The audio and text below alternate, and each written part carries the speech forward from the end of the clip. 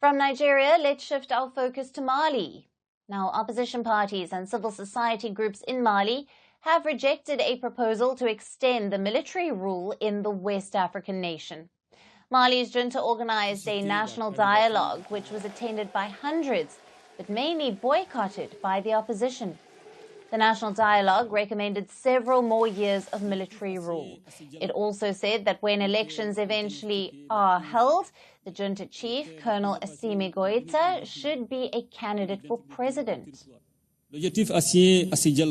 The aim of this dialogue was to diagnose the causes of intra-community and inter-community conflicts in order to draw up an architecture for lasting peace, stitch up the social fabric, and strengthen community life. The aim of this inter-Malian dialogue was to preserve national unity and territorial integrity. I'm delighted to see that Malians have understood this and taken ownership of the process. Mali's opposition parties denounced the dialogue, calling it a sham. They said the military wants to stay in power forever by taking Mali and its people hostage.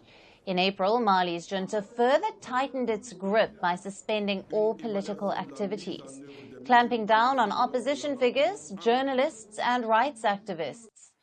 Mali plunged into a political and security crisis in 2012. It was fueled by attacks from militants and other armed groups, as well as separatist struggle in the north. The military seized power in 2020, promising to organize elections and to hand over power to civilians. In 2021, Mali witnessed another coup. The junta then postponed the elections indefinitely, citing a precarious security situation aggravated by jihadist attacks.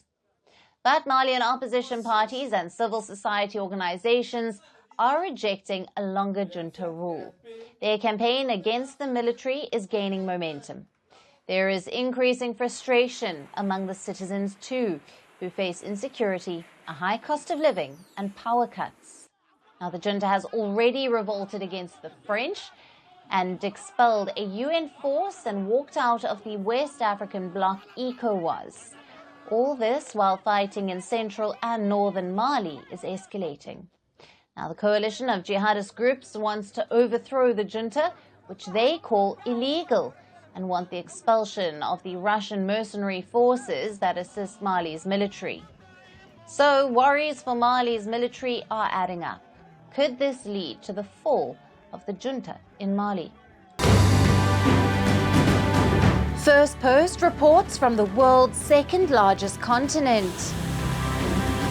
Hello, I'm Alyson Grange. A very warm welcome from Durban, South Africa. We get you the news and the newsmakers from Africa. South Africa goes to the polls on the 29th of May.